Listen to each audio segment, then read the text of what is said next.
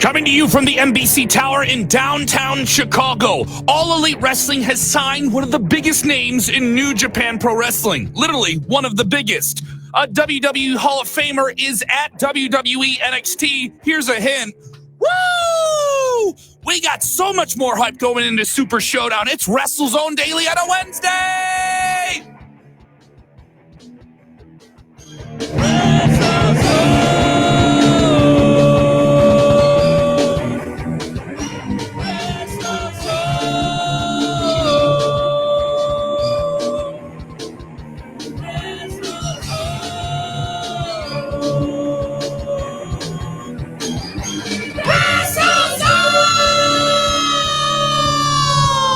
From the top of the mountain into the valley below, you are not alone when you're in WrestleZone!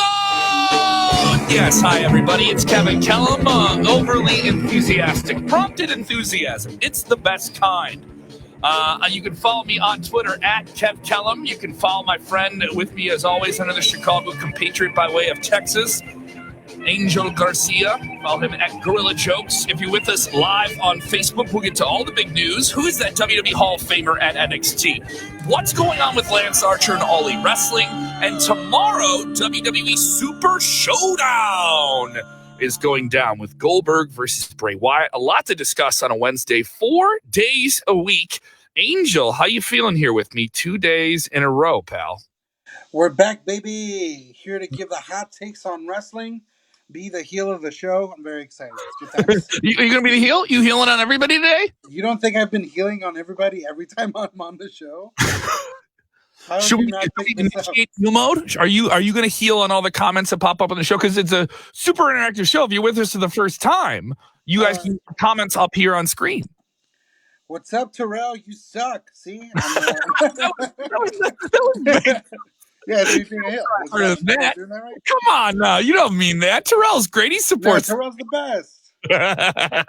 All right, so if you're with us live, your comments can pop up on screen. If you're watching on YouTube, we're following your comments there as well. I know we're growing there. And if you're with us on the podcast side of things, we love you. Are you listening to us in your car? Are you listening? Let us know how you feel. Shout out to our big fans in Adelaide who are giving us 5-star reviews. We want those 5-star reviews on iTunes or Google Play, wherever you listen to the show. 4 days a week. We're giving you hours of free content every week. It's all available on the WrestleZone Radio podcast feed. So go check that out. A lot of extra interviews popping up there as well, too. I can tell you, I just confirmed yesterday a huge WWE interview for the end of March. I cannot say the name of it. I know who it is, but I will say this. I will say this. He has not won a world championship, but I know he will. I know he will in the future. So we have that coming down the line. So let's get right into it. A lot of regular names here with us in the live chat. And if you're with us for the first time, get your name on screen. Tell us who you are and tell us what you think of what's going on. Just spout off your reactions to everything here. Let's jump into the top news story of the day. All Elite Wrestling. It is the game changer of 2019 going into 2020. And, of course, they have a big event this weekend in Chicago at the Wintrust Arena. It's going to be AEW Revolution, but everyone today is talking about leading into their big go-home TV show. They've signed Lance Archer. Now, Lance Archer has recently wrapped up his commitments with New Japan Pro Wrestling. He was featured in a match of Tokyo Dome weekend against Jon Moxley and dropped the IWGP United States Heavyweight Championship back to him. This is a big man, a very versatile guy, a guy who quietly has had a very lengthy career. Coming out of college football, was featured in WWE for a brief time. I know he did a little bit of stuff in Impact Wrestling as well, but really came into his own with New Japan Pro Wrestling. Mm-hmm. Yeah, for sure. I've been watching Lance since I was a kid back in Texas, watching him at the independent shows.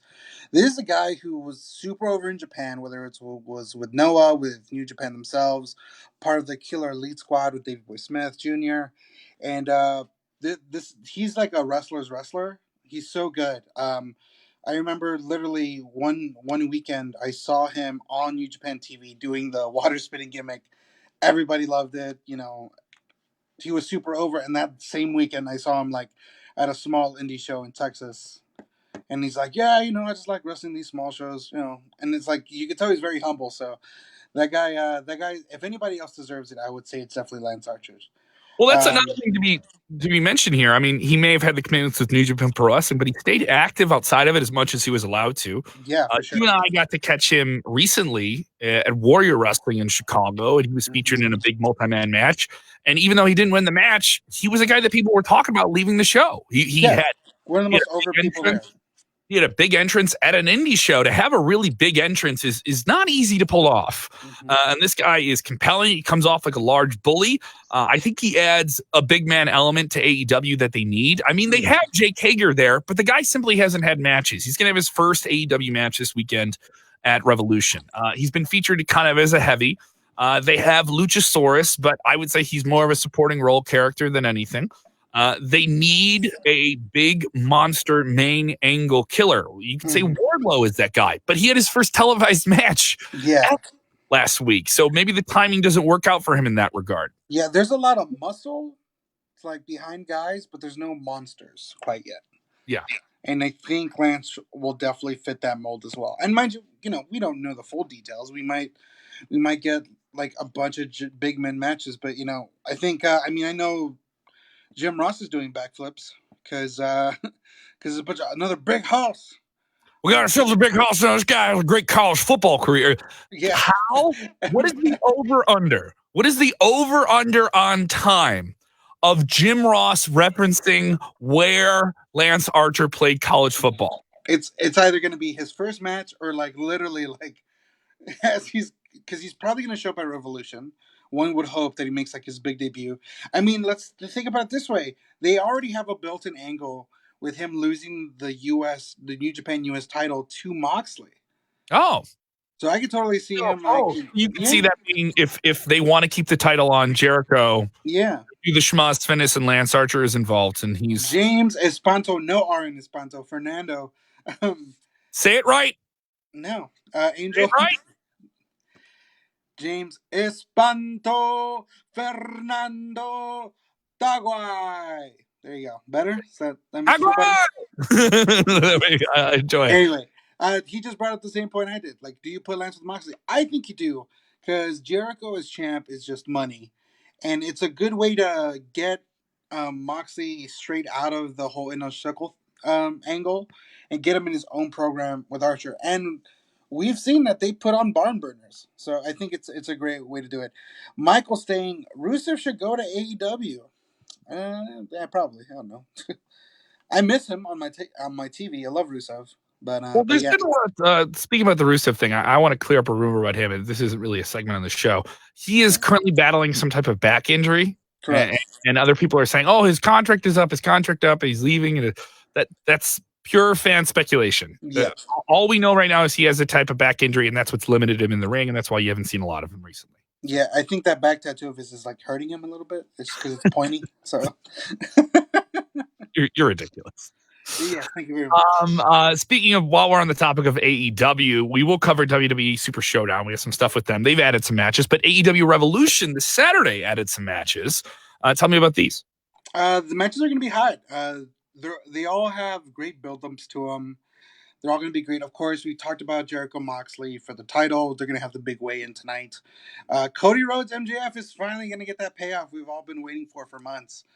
And of course, you got Kenny Omega and Adam Page versus the Young Bucks. That is an angle that's been working through months as well, with Adam Page feeling like he's in the outs with the rest of the elite. Of course, you got Nyla Rose and possibly the most popular female in that division, Chris Statlander, going at it. Jake Hager in his first match in AEW, finally. And Darby Allin versus Sammy Guevara. It's another angle that's been... And here's the thing. If you look at just about every single matchup here, they all have something to do with the Inner Circle at one point or another, and that's really exciting because that means that the angle with that faction is working, and they have their little slimy tentacles kind of everywhere. Is Cobb not a monster? Well, here's the thing, Bob. To answer your question, Cobb absolutely is a monster, but he's not being used as one, so he can't. You're saying Jeff Cobb made his debut last week, yeah. No, I'm talking about corn on the cob, Kevin. Yes, Jeff Cobb. Corn on the cob. I would not say a monster meal. Delicious. No. Jeff Cobb, he a whole ass dinner. Let me tell you, he ain't a snack. No, but not seriously. Yeah, they're just not booking him as one, and probably because they haven't signed him. He got a big pop and he had a great match. but he got rolled up quick. And now if it was Matanza Cueto, unrelated to Jeff Cobb, then that'd be very interesting. But aside from that, yeah, that's why he's not a monster. He's not being booked as one. Versus Lance Archer, it's in his character that everyone must die. So yeah, there you go. But it's a hot card, hot AEW Dynamite tonight as well, with the weigh-in, like stated before, with the last match between Pac and Kenny Omega as well. That 30-minute Iron Man match. That's gonna be super interesting. But yeah, a lot of the end of a lot of angles and a few beginnings of some new ones. So we'll see. It's classic wrestling, brother. I'll tell you what. What is the match you can't miss this Saturday on pay-per-view for them? Oh, For me, it's Cody and MJF. yeah. I mean, I think the long-term build, AEW, the thing I think that a lot of their storytelling benefits from is that they only have one show. Yeah. They only have one show, and they only have one thing to focus on, and they don't have to spend a lot of different plates. So you have like 3 or 4 main angles and a bunch of supporting ones that you can add the week of. And they did that this week with Nyla Rose and Chris Statlander. Simple promo last week. Obviously, they're going to do a tag team. They're going to do a title match of some kind. They went with it. Okay, easy peasy. Nothing big. But the big match is the MJF Cody angle, Moxley and Jericho. These have been built up to for months. These are the selling points of the show. If you're going to put down your $50 on pay-per-view for this, no one critiquing them for that, by the way. In the modern age where you're conditioned to spend $10 a month for pay-per-view, that these angles should pay off. And you're going to get a better idea of that climaxing, that titillation tonight, the final tease before the robe gets dropped and you get all the pleasures that lay underneath. Very sexual innuendos for me today. Yes, very sexual innuendos. I think MJF and Cody is the match to see. Let's see what fans are saying here. Yeah, I think the sleeper hit of that. Sorry, no, it's all right. It's all right. Go ahead. Go ahead, buddy. Sorry. I think the big sleeper hit of that weekend is going to be Nyla Rose versus Chris Statlander. Chris Statlander is super popular. I mean, maybe I'm biased because AEW here in Chicago, but she's over like we're over here.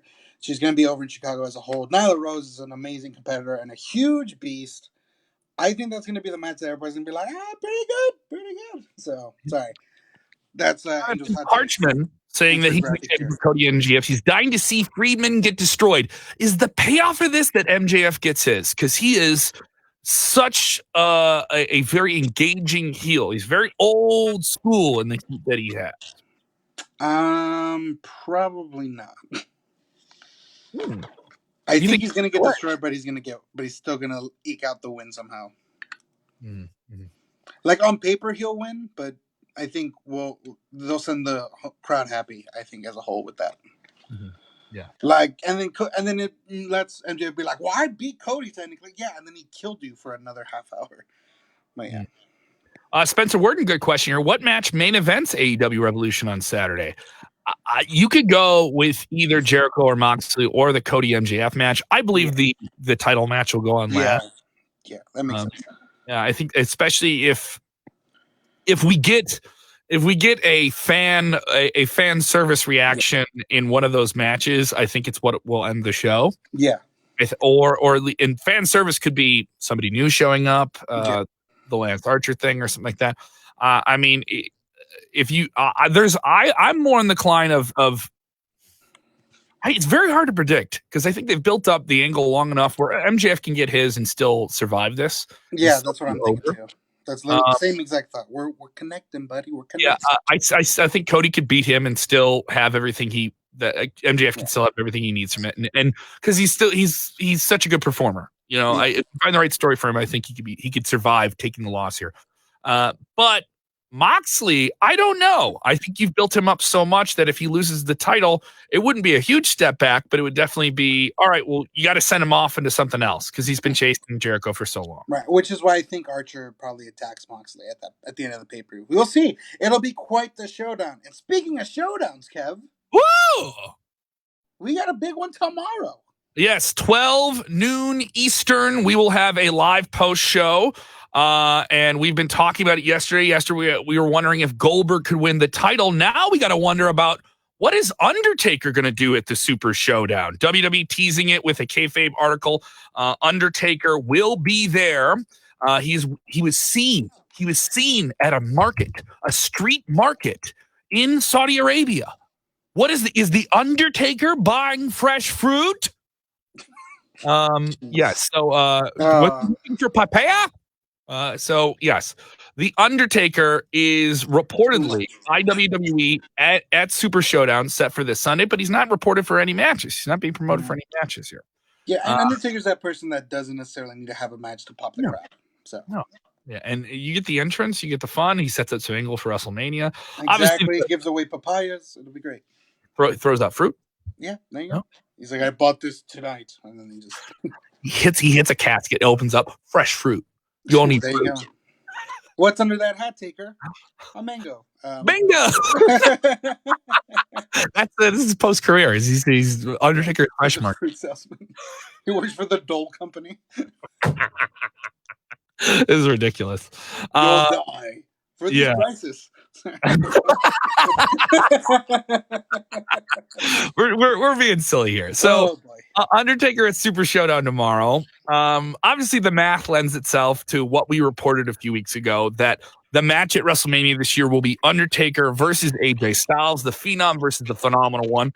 AJ Styles is featured prominently and has been talking the most of this Turok Gauntlet trophy match that he's going to be featured in with several other superstars. They like to do these trophy matches in Saudi Arabia and these big shows. Yeah. He wins it and shows off with the Undertaker. Undertaker calls him out. I think that's the way things kind of go down tomorrow. What else on Super Showdown is piquing your interest? Let's see. Humberto Carrillo is going to wrestle Angel Garza again, and I'm pretty hyped about that.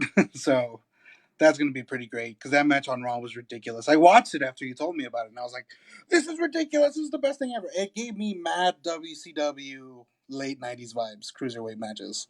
Like, so good. You know what? I kind of want to see New Day versus Miz and Morrison. Yeah. I want to see him win the belts. It's a fresh tag team match for the New Day. Goldberg, boo. Yeah. It's a fresh boo this man.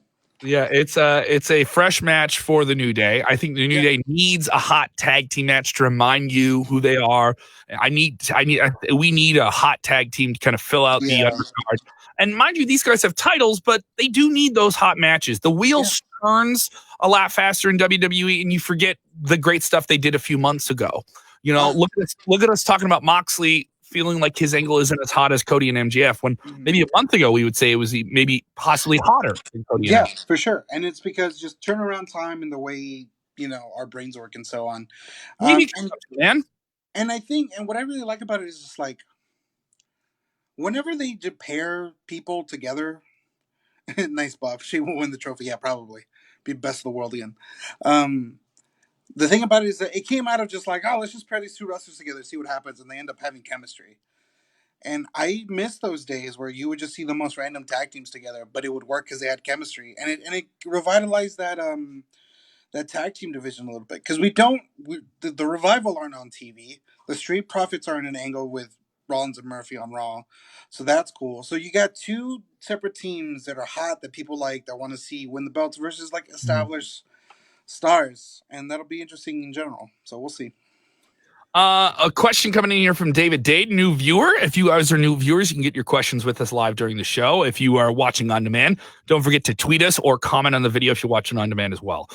David wants to know what's going on with the SmackDown Women's title match. Is this official for this Thursday? Because it is in fact official. There was a really cool graphic that WWE Instagram put up, like the first SmackDown Women's match, first Championship Women's match there, and like a bunch of firsts are happening with that match. It'll be really cool and interesting to see. We'll see how it goes. I hope it goes long because they wrestle great, so should be fun.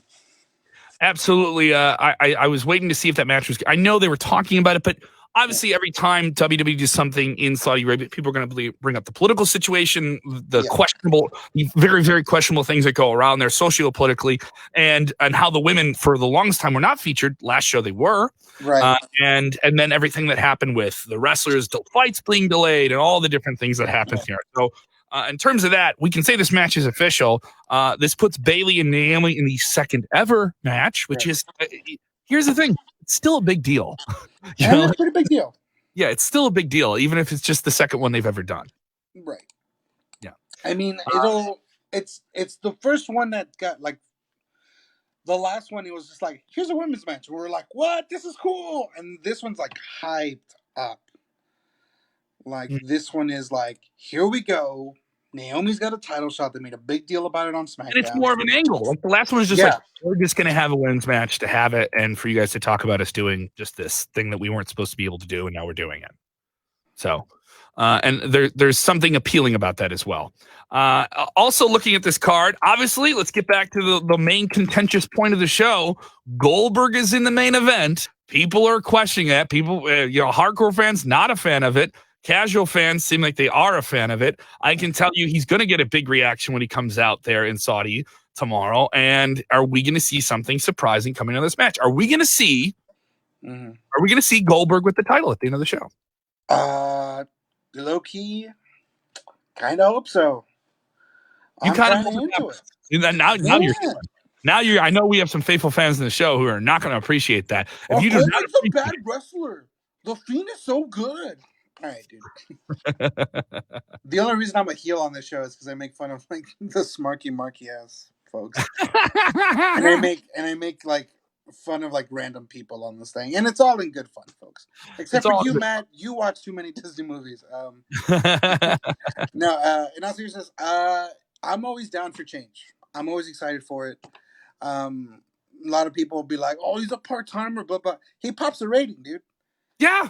The numbers don't lie with Goldberg right now. They don't lie. It's been proven over and over again. The guy's a draw. He's a draw. Here's the thing. Don't be mad at a quote-unquote part-timer for being so valuable that they don't have to be there every week. Yeah. It's like, this is an interesting thing. I didn't bring this up on yesterday's show, but it was something big on Twitter. Mm-hmm. If you follow me on Twitter, @KevCallum, go give it a follow. Totally shit. He's verified in everything.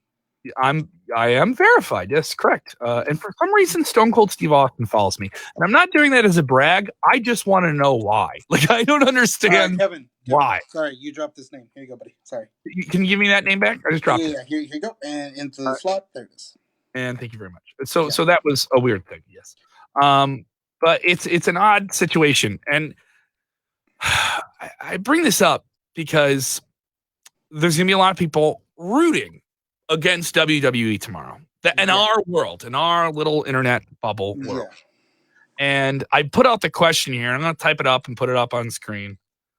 Do you actively root against anyone, anything in wrestling? Do you actively root against it? Do you actively root against WWE?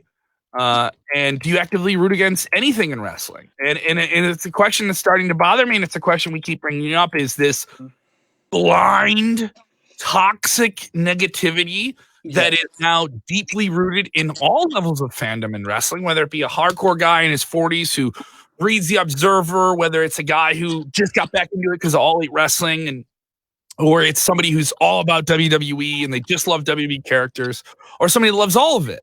Is this knee-jerk reaction with the megaphone of social media to feel like they have to take somebody down. And it's more enjoyable to see people go down than to see people come up and put on a good show. Yeah, it's a good question you're asking. And, we like to have fun here in the whole nine, but it's a good question to ask because it's important, There's so much more negativity with wrestling than there is positivity of any kind. And unfortunately, it's also classic wrestling, right? Like, how quick did people turn on John Cena when he went on the come up, right? How quick did people turn on Roman? And it's literally because they're trolls, because they're just like, well, they're popular, so like they suck now. Like, nah, man, nah. Shout out to all these folks sending these positive messages, because you're correct. I'm a big fan of having favorite wrestlers, not necessarily favorite companies. I definitely. Greg says, I root against Baron Corbin. Does that count? I want to be clear. I'm not saying like characters you enjoy booing because they're bad characters. Baron Corbin is a great heel because he's universally hated. I don't know any fans that want to cheer for him. Yeah, he's so good at that. Hated. All right, he has good, thorough, clean heat. You know what I mean? Like clean through the end. It's a clean burn, brother. It's a clean burn. All right. And so a lot of people with different takes on this. And I want to bring this up because I did this on Twitter where I think a lot of this starts and can happen. I don't know if you were hanging out with me after a show or something like that. I was in a car with some people after a wrestling show. There were some WrestleZone people in the car. You may have been there. And we were playing this fun game, and I got my phone. I'm the social media manager for WrestleZone, so I'm looking at all of our comments and engaging people on a big night and all these different things, right? Right.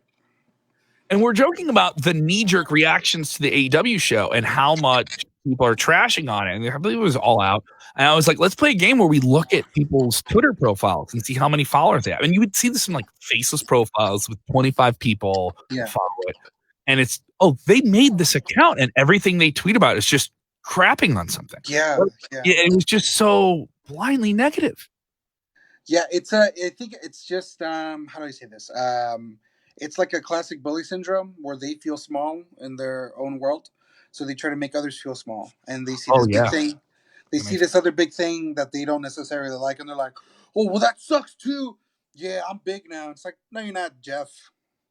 I don't know why I picked the name Jeff. It's like, no, you're not, Jeff. You're just spouting out negativity to spout it out, and like it's just the nature of like troll culture nowadays.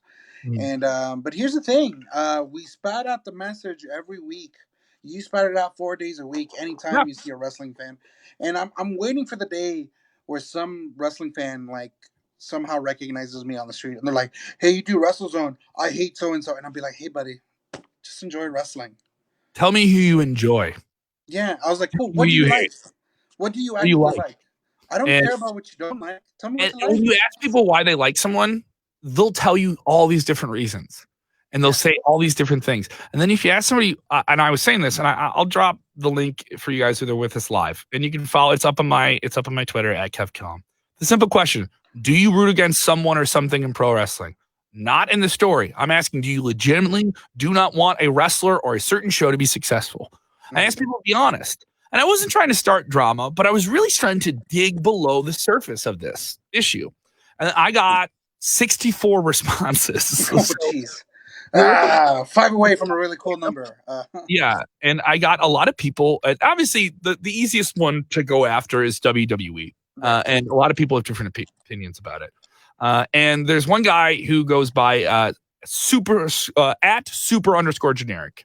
And he says, I want WWE to fail, mostly because of the scummy business practices. Plus, they completely ruined British wrestling industry and aim to do the same in Japan and Mexico. I know most employees of WWE are good people, but goodness, WWE hurts. Gotcha. And then I continue to engage this person. And I'm not saying this person is bad for having this perspective. Right. But here's where they're bad for backing it up. You know what I mean? So doubling down, like holding it down, defending it, and justifying it. I understand people that have petty hatred. Like I work in the music industry, right? I work for 101 WKQX. I root for the alternative bands when they're nominated for the Grammys. I was so happy that Billie Eilish won so many awards. And would I've been a little salty if someone I don't like nearly as much won? Yeah. But I don't find myself like, I have something on my camera here. I don't find myself like going against them. Example. So I'm going at it with this guy @super_generic. And I started talking about this. And I was like, what, did they really ruin the British wrestling industry? And I've heard wrestling fans say, I was like, did they ruin it? And he goes, I'd imagine WWE isn't aiming to ruin anything, but they kind of do. All right. So what does that mean? You know what I mean? Like you're putting this out there in mass and everyone else just takes this common speculation now as fact. You know, especially wrestling, it runs like that. And with social media, it's everywhere, you know, and then there's a counter argument to it. And he goes, I don't know, NXT UK just feels like a brilliant UK talent working WWE style matches. WWE's close ties to the Indies make it feel like everyone is bound for the WWE. I just kind of feel like it's watered down. Just my opinion. That's fine. You know, that Like people just don't like the WWE style. That's cool. But then you talk to other fans and they're like, I want them to lose because of the Saudi Arabia stuff, and I want them to lose because of that. And I don't want to see WWE go out of business or anything. I just like to see them fail enough that the McMahons sell it. It's like now you have like that is very specific. it's so specific. Why is it so specific? That is so specific. Also, I'm getting to the point with the Saudi Arabia argument where I'm like, now you're getting hypothetical. Like where you just want the McMahons to leave, you just want this person to leave, and it's so specific. Like you have this internalized feud in your head that you need to pitch at somebody into the world. Yeah, I think that's what it is. People want to be heard, and that's all that is. And so it's the easiest way to be heard, you know? Yeah, it is. And like, here's the thing: I'm not a fan of the Saudi Arabia stuff either, and I'm also not a fan of like a lot of other things that WWE has done. But you understand what they're doing the show there, like. At the end of the day, they're getting paid a lot of money. And I also, some people say, oh, I've heard people use the word blood money. It's blood money and all these different things. Put it this way. Any other wrestling promotion would go. Any other one. Mm-hmm. And I don't care how much other people say they wouldn't. They would. They would. You know what I mean? Aren't they making like $100 million or something ridiculous like that per show? Yeah, man. Come on. It's... at the end of the day, whatever you believe in, capitalism rules the world in regards to specifically wrestling. Yes, and that's how the thing turns. And like I said, I'm not the biggest fan of it, but it's what it is. And if you don't support the Saudi Arabia shows, don't watch them. Like, you really want to affect the product, either don't watch. Actually, that's it. Don't watch. Don't watch. You want to support your favorite wrestlers? Support them. Go to the indie show. Buy their merch. You would do so much more positive impact or negative impact by either not watching a show or watching it, and by buying merch or not buying merch. People that like they blur the lines between just following the storylines and reacting to performers in the storylines. You know, like I root for certain performers and for entertaining stories. That's mostly it. So, rooting against talent and their companies seems like a very unhealthy approach to viewing. I agree. Correct. That said, I hope Alberto Del Rio burns in hell for every day that he held the title that the prime that Dolph Ziggler didn't have it. So like, this is him rooting against the storyline. And then there's some people that just say the Young Bucks, or they say wrestlers they don't like, and other people tweeting at me that like I don't like RVD because I don't like Christopher Daniels because he was mean to me in a bar, like silly stuff like that. Like things. I'll tell you. So, Kev, I'll tell you this. There's only one thing I actively root against in wrestling, and that would be Jim Cornette, strictly only because of all the negativity he spews. Like, that's it. That's literally it. Like, the main thing I'm actually railing against is negativity in wrestling. That's the thing I hate the most. Whenever some old timers like, they're doing all these pile drivers and kicking out at one. I'm like, yeah, man, wrestling changed. Like, wrestling is different now. That's fine. There's nothing wrong with that.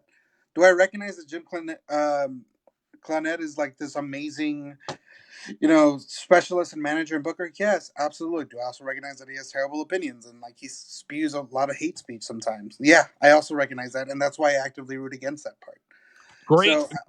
Great comment here from Herman, who's with us live. Herman, a great follower of the show. Thank you so much, Herm. He says WWE is the Yankees and Patriots of entertainment. Yeah, it's like they're from the same area or something. Yeah. Mid-Atlantic, yeah. Leave it to Sean Smith texting in, who has a Yankees avatar as his logo. Nice. How much you want to bet he like quickly went out to change it? He's always had that, Sean. I see you with that in there all the time. He says WWE is the major leagues of professional wrestling, so everyone's going to go to major league. Well, I think it's also just like a wrestling entertainment thing. Like people that love Marvel want to crap on DC and vice versa. WWE is the face of wrestling. Rooting against them is rooting against wrestling. I think that's a very good way to look at it. Like I said before, if you really don't like WWE, there are so many options now. Watch that stuff instead. Yesterday we saw the example of somebody like, when is Melina going to come back to WWE? Hey, here's a better idea. If you like Melina so much, go watch Melina on NWA Power. She's doing great there. Buy her merch off of Pro Wrestling Tees. I'm a huge fan of being a giant supporter of wrestlers instead of a company. For example, right now, AEW happens to have a lot of my favorite wrestlers, which is why I'm watching it on Wednesdays over NXT. So, but you'll watch NXT later on, right? You'll still check. Yeah. It's on the network the next day. Bingo. So so it's a very interesting read if you want to check it out. It's interesting. I don't want people to get into flame wars with it. I had someone get mad at me because I just kept asking to like just go into it, explain these things Man. to me, and half the people would try to explain things to me. It was just like, well, it's this one individualistic, like slanted thing that I don't like, and it's weird. Like I had someone say, I root against the New Day. And I said, well, why do you root against them? Lay it out for me. Explain it. And it was a guy named Lyle Gillen, and he had a pretty fair thing to say. Stupid gimmick. Didn't care either way until Kofi won. So at some point they get something over with you. Yeah. But then it's like, well, then they were throwing pancakes. And now it's like, it's more important for me to watch this and hate it than to get caught liking it. Yeah. So no one wants to look like a dweeb. It's silly. It's very, very silly to me. It's like, I remember people did this in the 90s when Metallica cut their hair. They sold out. Metallica sold out. I'm gonna go to this Metallica concert and turn my back and give them the finger. I'm gonna pay $80. Like, there's people doing that. Like, where I'm a fan of the band, but I do it regretfully. Like, it's like, come on. Like, it's more like I'm a fan of the band. Sucked. Shut up. You sang along to Fuel. Yeah. How dare you, sir? Reload was better, even. Yeah. Robert Ray texting in something here. We'll get into questions, our big show closing question segment here in just a minute. He says MLW is great right now. MLW airing on BS Sport. They're so good. You can watch their show Fusion as well on demand on YouTube. We've heard for a while now, they are represented by a huge talent agency, that MLW has been negotiating with several major media companies to secure a new television deal.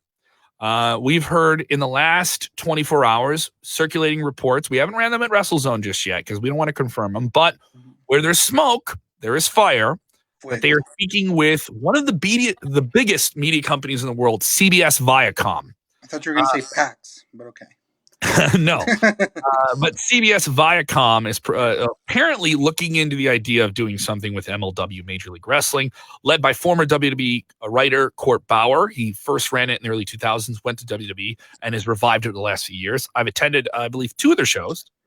Really, really cool stuff. I would say it is, if you enjoy Ring of Honor, if you enjoy ECW, this is in that vein.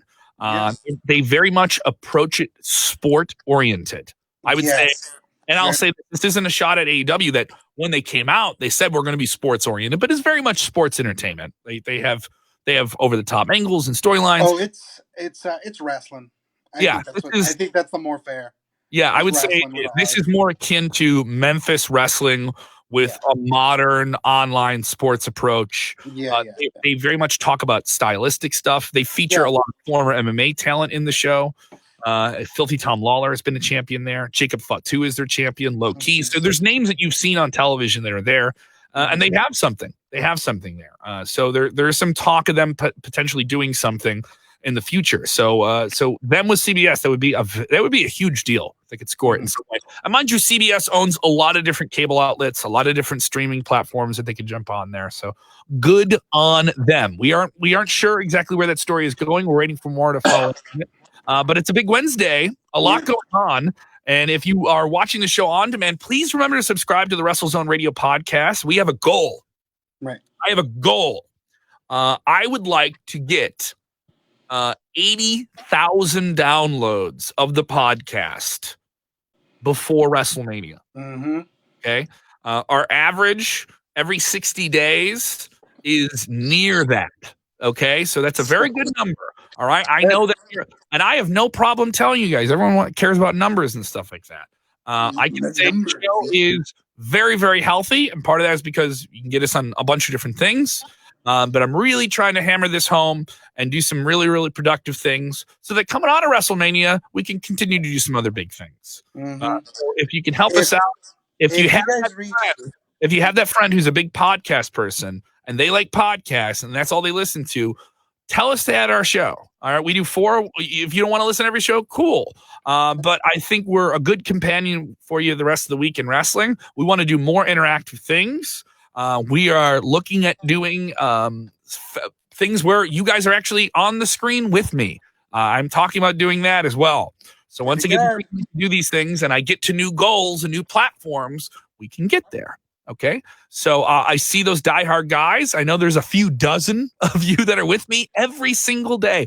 And I absolutely love you because you guys are, here's the thing. A lot of you, I know your names. I've never met you. But some of you are just a Yankees logo. But here's the thing. I know you're more than a Yankees logo. I know you're more. And I appreciate you. I love you guys supporting the show. And just keep telling your wrestling friends. If you have friends that like wrestling, tell them how fun this show is. They have a lot of options. There's a lot of great people in wrestling media right now making great content. I had a post-wrestling shirt on yesterday. I have no problem saying you have other options.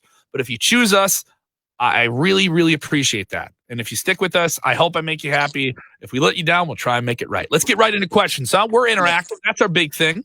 We lean on the most interactive show, I think. That's the tagline. The most interactive wrestling podcast in the world, baby. So easy to get. Look, if you get to 100,000 downloads, you should shave your beard. I'm just saying. Like all the way off? Yeah, no, get some cool, like a goatee, maybe. I don't know. Get Jeff Hardy sideburns. Oh, I ain't doing that. He's on the heel, baby. Yeah, but also if you're with us on Facebook, don't forget to share the link. The more people seeing the show there, it also helps YouTube as well. We're growing that. So if you enjoy YouTube, go check us out on there. Subscribe to the channel with them notifications on. All right, I've done all the house cleaning, all that stuff here. And I've talked about the big toxic argument that I always have to fight here. I'm the toxic avenger of wrestling media. Ooh, well done. Well done. Yeah, there we go. Let's get into questions here, man. Sound off with your comments, your takes, your questions about what's going on in wrestling. And tell us where you're at, baby. Tell us where you're at. Where are you watching from? This is crazy. I prefer Kev over Dr. Bruce's podcast. That's high praise. You're talking about Bruce. Bruce, I don't want to. You don't need to prefer me over something, but if you do, I appreciate it. Here's the thing. I don't need to be number one. I just need to be a part of the mix of stuff. And maybe when I'm a part of the mix, then I want to be number one. I just want to get on the ladder. Is that what I'm saying? And then once I'm on the ladder, I want to go to the top of the ladder and get that title. Be Zack Ryder at that WrestleMania 22 ladder match. Oh, you're on the car, baby. Yeah, oh, he's on the card. That's cool. Oh, they're playing his music, and then at the end of the, you're like, holy shit, he won! Oh my god! I love this one. People saying, grow hair, Kevin. I can't. Did we not just speak about the toxicness that is wrestling? Yeah. Yeah. Oh boy. People digging it here. Here we go. Chris Creed, big fan of the show. What title do you feel has the highest chance of changing at Super Showdown? My friend, title. The Universal title. Chris, great question. This is a very, very good question. There are many title matches on this week's Super Showdown show. If you're listening to the show on Thursday, maybe you're about to watch it. So what do you think here? Do you think it could be the tag belts? I think Miz and Morrison winning those tag belts is a very distinct possibility, and New Day chasing Miz and Morrison and on their good, pumped up ride. Morrison back in WWE, Miz riding his reality show bump. They have the tag belts. They're on SmackDown. Could be a good shakeup. I lean more on that, but I think the big needle mover, the big news story coming out of Thursday in Saudi Arabia, middle of the day, right at the end of the media wheel week. Nearing a month before WrestleMania, is Goldberg with the Universal title. I think that's also the move. But the question is then, where do you put the Fiend? And how has nobody ever thought of this? The most likely belt to change at Super Showdown is the 24/7 title. That's the whole gimmick, that it just changes all the time. It's more a merit badge than it is a title at this point. How dare you? How dare you? How dare you? It's such a good... How dare you? I'm just saying, when it came out, people were ready to poop on it. I, myself included. And then it's like one of the best parts of the show now. I'm just saying. Kevin Durgan texting Samoa Joe status. Is he hurt while making a commercial and then suspended for the wellness policy? Yeah, we touched on this yesterday. That's okay. We'll cover it up here with a Stallion Cup. And then... he was suspended for the WWE wellness policy. This is his first official suspension out of that 3-strike policy there. And the circumstances of what he was suspended for, what substance, what exactly that was, those are never put out there. It just this person is being suspended, and you get the real name to make it official. We do know that he was dealing with a head injury related to a commercial TV shoot involving a table not breaking properly. Yeah. Now, the sad thing about this is he just came back from a different head injury that he suffered a month prior. So he was only back on TV for 2 weeks before this happened with the injury, then the suspension. This will likely put him out of WrestleMania season. So this is a very, very bad time to have that suspension and that injury. Yeah. That's what we know right now. That's what we know. And hopefully we get to see him on TV soon, baby. Miss that guy. There we go. Here we go. Vincent Giles. Man, how about the Ruthless Aggression show? This is it's so good. Have you seen these? I have. I'm caught up. It's aside from WWE saying that like we changed the name because that's what we wanted to do. You're talking. I've only been able to watch the first one. This is the new series on WWE Network. Yeah. Everyone's scared that WWE is going to pull the plug completely on WWE Network, but here they are. They have a new series that I think is very. If you're a hardcore fan that's been watching for more than 10 years, this is a show you need to see. Yeah, I mean, it hit me in the nostalgia button because when I was watching wrestling as a kid was mostly through that Ruthless Aggression. I did catch towards the end of the Attitude Era. I do remember WrestleMania, 15, 16, 17, but Ruthless Aggression, it was really when I got really into it, right? It wasn't just, face things that I saw. So it's pretty, yeah, Kev, God. It was very negative of me to rip on the 24/7 title. It was very negative of me. Yeah, how dare you, honestly. No, but yeah, the Ruthless Aggression show is a lot of fun. It's really good. They just did an Evolution episode, which was really cool. You forget how short that run was, though. Evolution was only like a year and a half. Can you believe that? Yeah, they weren't around a long time, but they ran roughshod on everyone. I remember being a hardcore fan of Evolution. That was Triple H, Batista, Randy Orton, and Ric Flair. And a fan in the sense of everyone going at them so much as a collective was exciting. It did. In retrospect, it was a lot better than it was in the time. In the moment, the word was Triple H is holding everyone down, and here he was priming himself with a legendary guy like Ric Flair, and here he is putting his buddies around him, and he's married to Stephanie, so this is why he's over, and that was the word. Is that the golden? Rule. Remember that meme? That was I remember watching TV going like, God, F these dudes. Like I hate them so much. But isn't that what you're supposed to do with heels? Like, I thought they were more over for that, Kevin, I was 8 years old. Don't judge me, all right? I hate it. Now I was older than that, I think. I can't remember. Yeah, all right. So more questions kind of coming in here. I like this question here. It's Steven Chambers. Steve says, do you see Garza teaming with Andrade? This is already advertised for next week, Monday Night Raw in Brooklyn. It will be Angel Garza and Andrade with Selena Vega in their corner against Rey Mysterio and Dimples Carrillo. Dimples? Yeah, that's what they're going to change his name to, Dimples Carrillo. So all four big Latino stars in WWE in one big match.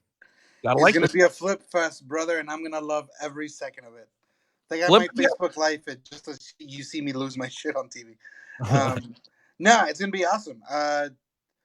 It's something really interesting that you have two very handsome Mexican boys as a heel tag team, because that's a classic trope in Mexico to have like these very good looking. Sometimes they're good looking, but it's a thing where these are Latin lover. Yeah, Latin lover. Yeah, he was a guy. And like that's the trope of like we're so good looking and like your girlfriend kisses us and everybody boos you. So it'll be interesting. Hey guys, this is by Eric Big Grizz Billups. Hey guys, do you really see Cody never challenging for the AEW championship? I think Cody's playing a long angle. Yeah, probably. Yeah, I think at some point he challenges for that title. I know the angle they did at Full Gear back in November 2019. And at the time, it really made me scratch my head. I get it. It's long-term booking. It's the EVPs of the company saying, look how we're not putting ourselves over. Like we're still going to. But at the same time, it's like, I can take that, but I take it not with a grain of salt, with a huge chunk of salt. And the sense of, I think this is just you saying you're not going to be in the title. That's it. I think he will at some point, be it in the championship scene for AEW. Does that mean he's the champion? No, but I see at some point there being a situation where it gets to him and he needs to have the title. He needs to have the legitimacy. He's a character that can internalize things and dwell, right? And they can Right. turn off what he doesn't say that he wants to say. And then when he finally says it, it's a big deal. And Cody's been able to do that. And I think that's mainly because of his acting background. He understands reverence, when to pull back and when to go in. But I think this is a really hard pullback. So you kind of have to wait and anticipate the idea of him going for the title, and then they're going to have to justify it. It's going to have to be a situation where, all right, you said if you didn't win this title, you would never challenge for it again. The problem with that, if you're talking long-term angle, is how does that affect the rankings?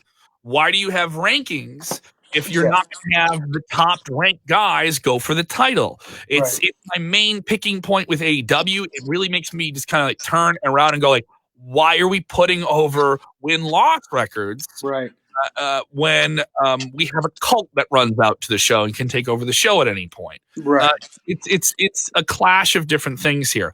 I'm never going to be able to challenge for the title if I don't beat Chris Jericho in this match, right?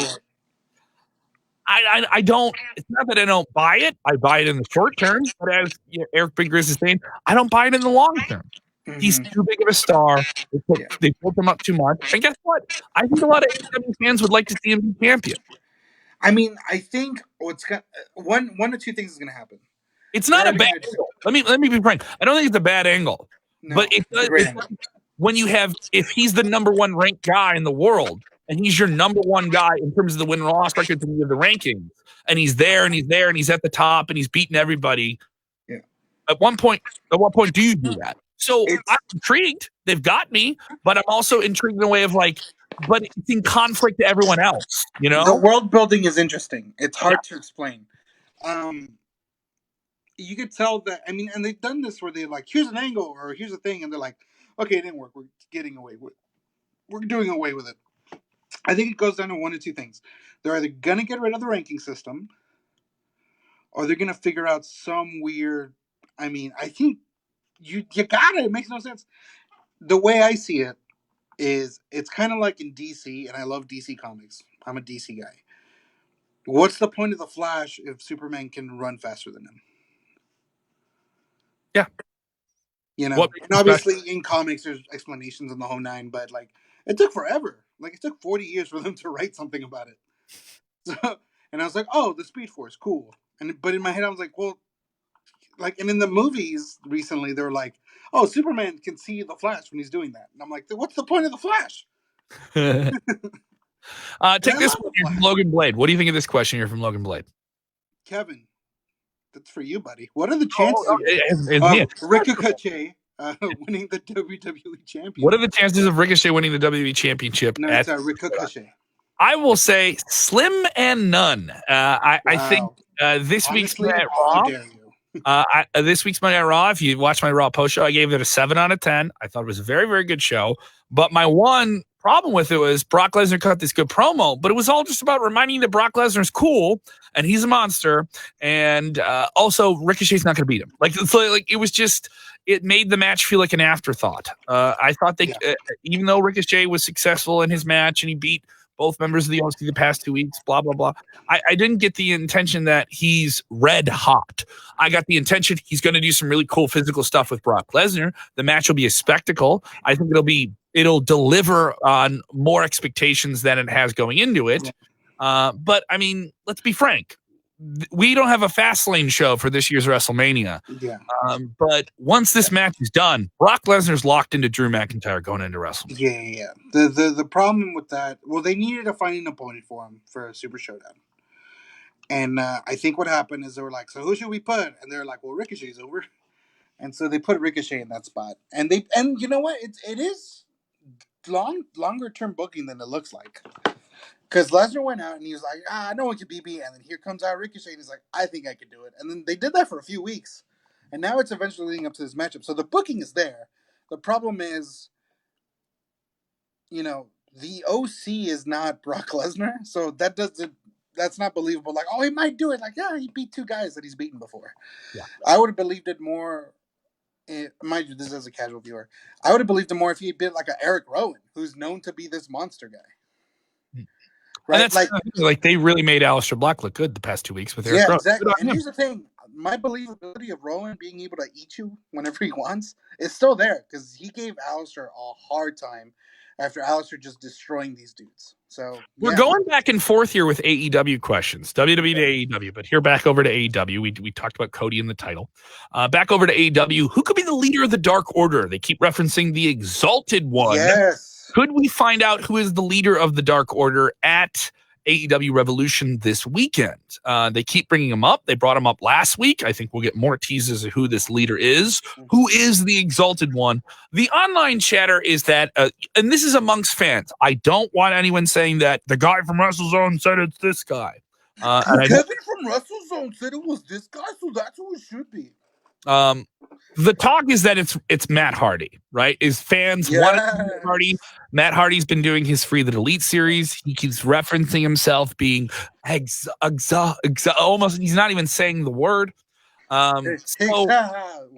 Yeah. I heard one though amongst some fans today, and it was kind of like fantasy pitched. Yeah. And I thought about it. I was like, oh, that actually works. Yep, it's Bob Backlund. No, Bob Backlund, longest rating, one of the longest rating WWE champions, Bob Backlund. No, it is not Bob Backlund.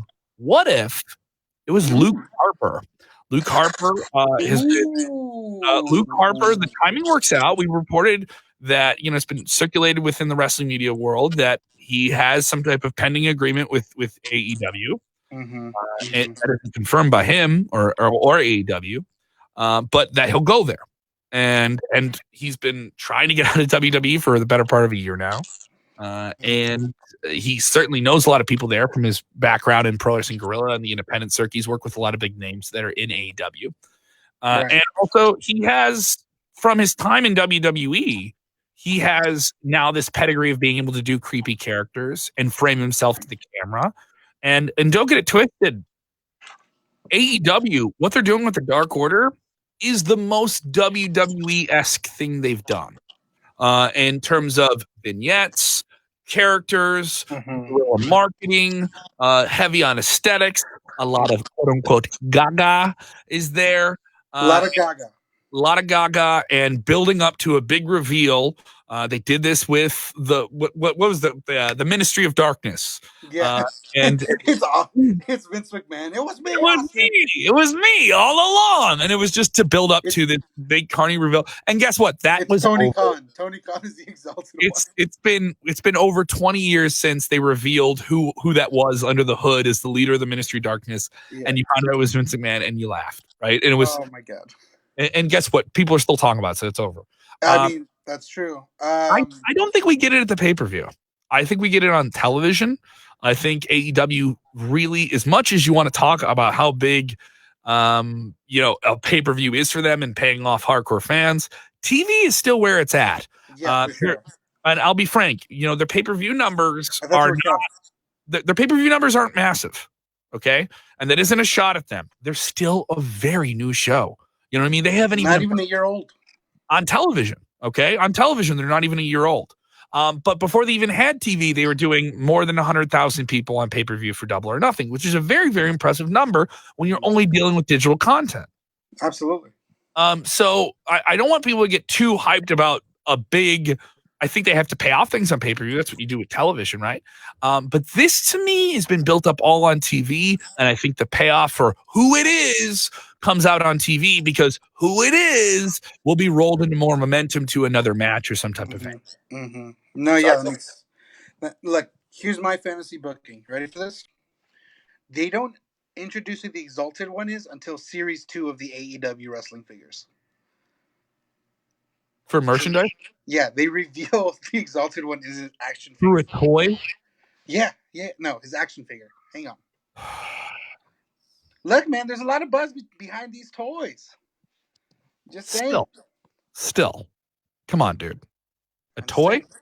Yeah. What? Wyatt can have puppets, but the Exalted One can't have an action figure. Okay. WWE has puppets and toys. Ooh, the Fiend has puppets, and they're cool. The Exalted One should have Also puppets. I'm also being reminded that AEW is like WCW. They have the Black Scorpion. Did you guys look up the Black Oh my Scorpion? lord, the Ric You Flair in a tell mask. them about the Black Scorpion. For the youngins that don't know about the Black Scorpion, as we close out, tell me about the Black Scorpion, Angel. Jeez. If I remember this correctly, it's Ric Flair wasn't allowed to wrestle for a while, right? Is Yes. that okay? And so then, like, I think Sting needed a tag partner, so some ridiculous something like this. Mind you, I was not there. I wasn't even a twinkle in my daddy's eye when this all happened. Long story short, big reveal. This dude in an all black outfit and a black mask called the Black Scorpion had like a scorpion on the top of the thing.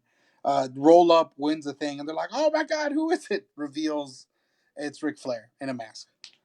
The best part was he clearly was Ric Flair in a mask the entire time because he wrestled like him.